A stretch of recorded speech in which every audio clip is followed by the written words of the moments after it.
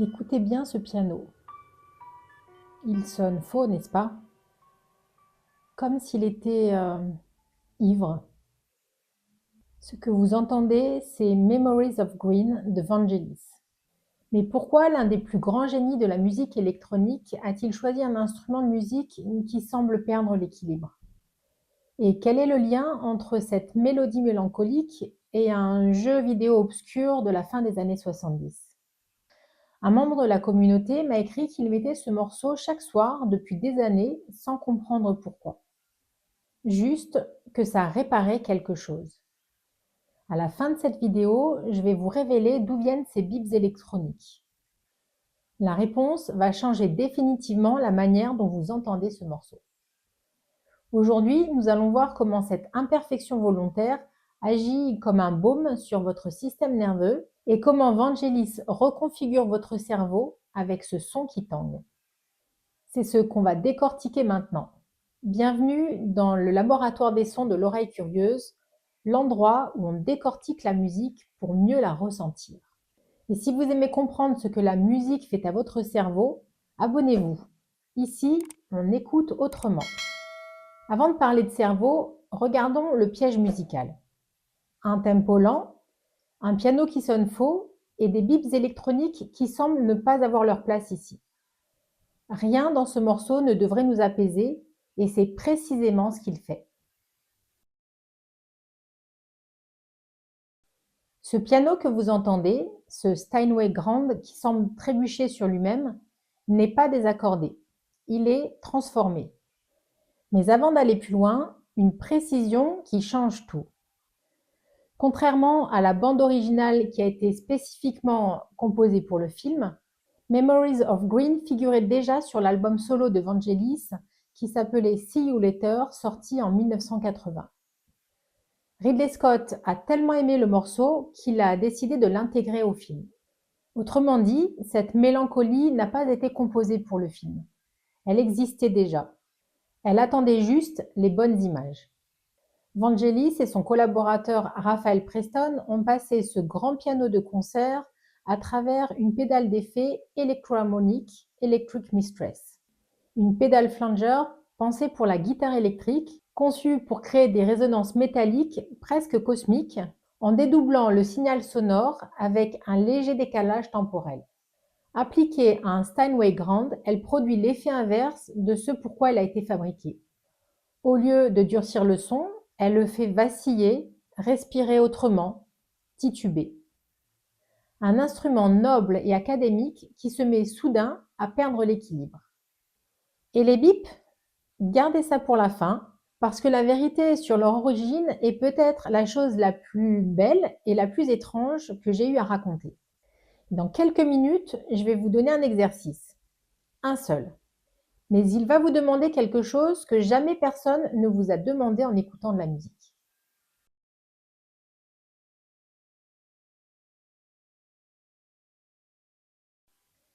Lorsque vous écoutez Memories of Green, votre cerveau reçoit deux signaux contradictoires simultanément. D'un côté, le piano. Le cerveau humain est une machine à prédire.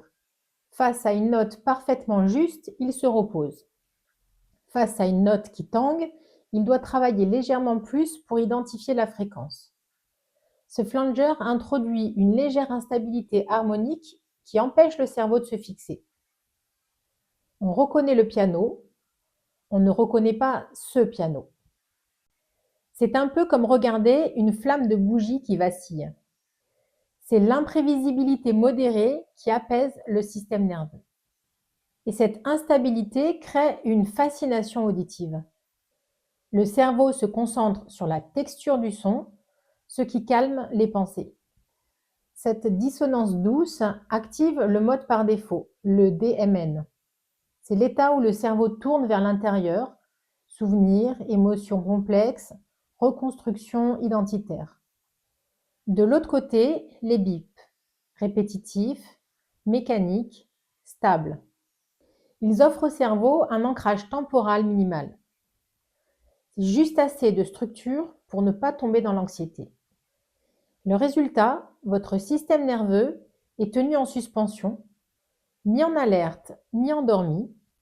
dans cet état précis où les émotions difficiles peuvent être traversées sans déborder. Et là, il y a un paradoxe. Normalement, quand un son semble faux, l'amygdale tire la sonnette d'alarme. Et ici, c'est l'inverse. Plus le piano semble instable, et plus il nous attire. Alors, pourquoi un instrument de musique qui sonne mal peut-il devenir une forme de consolation? Gardez cette question, la réponse arrive juste après.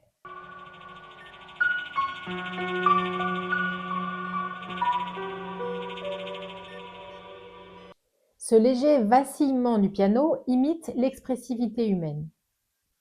Ce vibrato qu'on entend dans une voix qui retient ses larmes ou dans un archet sur une corde qui tremble. Votre cerveau ne perçoit pas un instrument défaillant. Il perçoit un être vivant qui ressent, l'amygdale s'apaise et la prolactine, qui est l'hormone qui console, commence à circuler.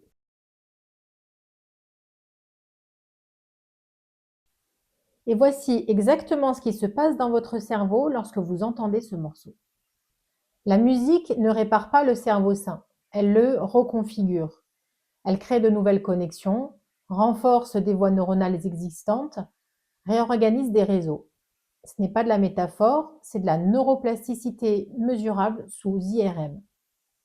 Des études publiées en 2025 dans le Journal of Neurology et dans Brain Science confirment que les interventions musicales produisent des changements structurels et fonctionnels mesurables dans le cerveau, non seulement chez des patients atteints de lésions cérébrales, mais chez des sujets sains. Renforcement de la connectivité entre régions auditives et cortex préfrontal, réorganisation des réseaux émotionnels, modulation de la plasticité synaptique. Vangelis n'a pas composé un baume, il a composé un outil de reconfiguration. Et il l'a fait avec un piano ivre et avec un jeu vidéo japonais. Si ce piano vous hypnotise, ce n'est pas par accident.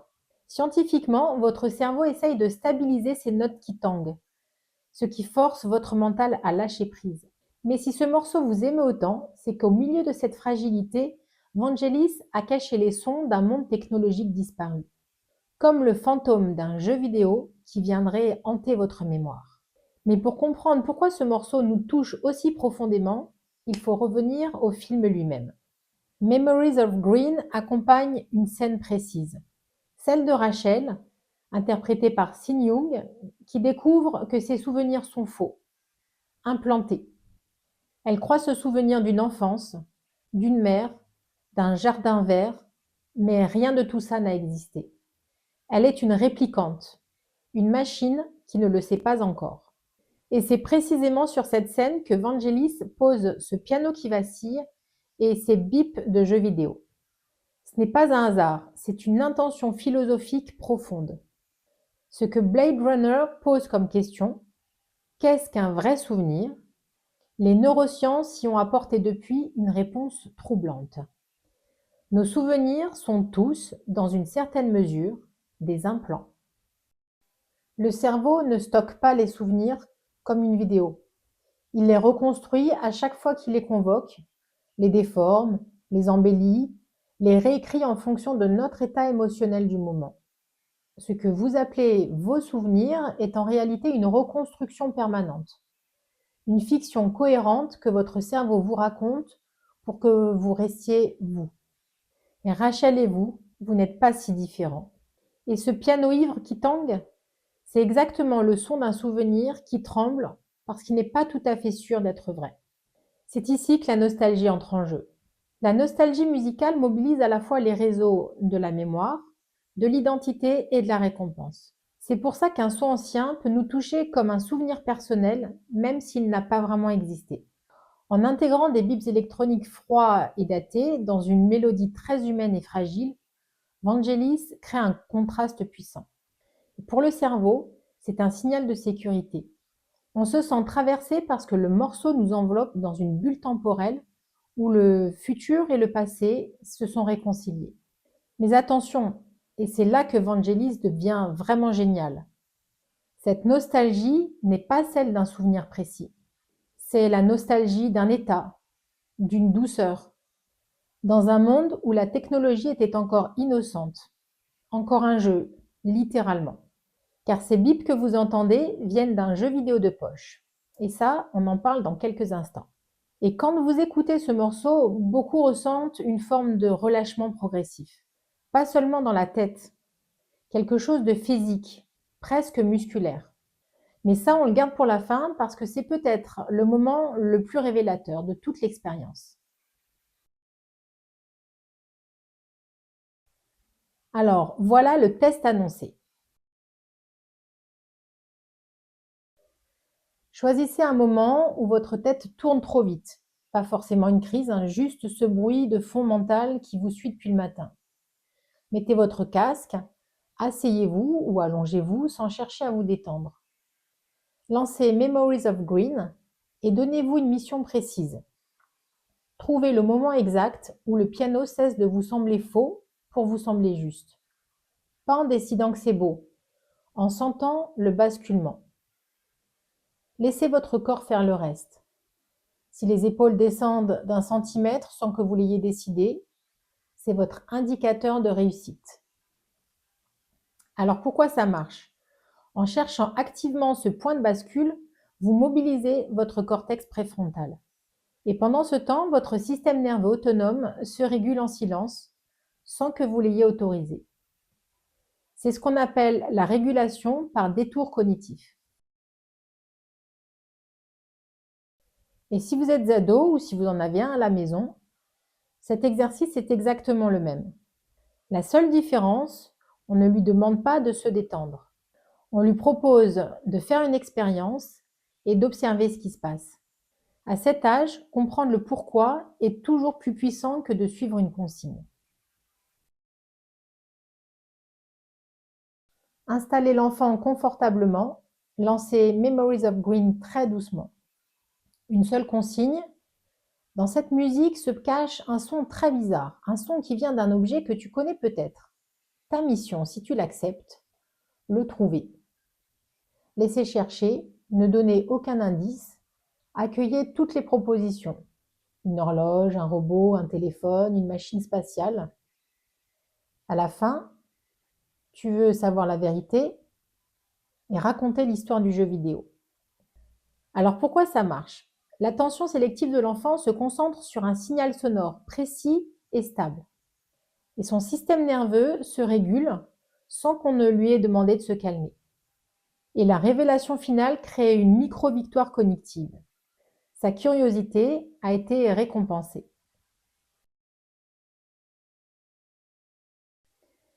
Alors au début, je vous avais demandé de garder la question des bips en mémoire.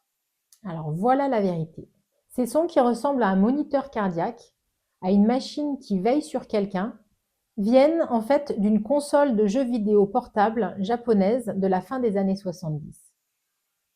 Le Bambino UFE Master Blaster Station. Un clone de Space Invaders en format de poche à affichage fluorescent.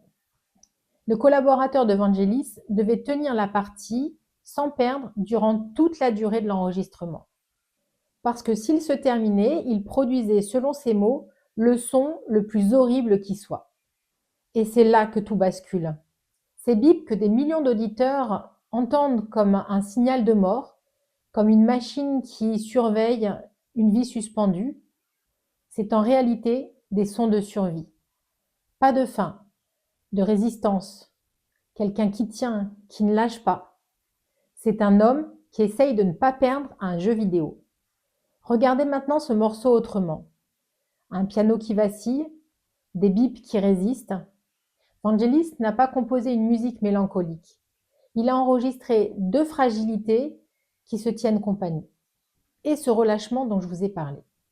Et ce que vous ressentez en écoutant Memories of Green, c'est cette amygdale qui abaisse progressivement sa garde devant un son qu'elle ne sait pas classer. Ni beau, ni laid, ni humain, ni machine, ni juste, ni faux. Et cette ambiguïté, c'est exactement ce qui force le système par défaut à s'activer. Et le travail émotionnel a commencé. Vangelis n'a pas composé une musique mélancolique. Il a fabriqué un état. Le piano de Vangelis est un refuge pour beaucoup.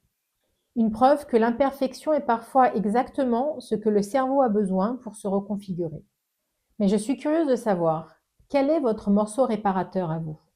Quelle est cette musique, peut-être étrange ou mélancolique, qui vous remet les idées en place quand vous en avez besoin? Dites-le moi en commentaire. Je lis tout et j'adore découvrir vos pépites.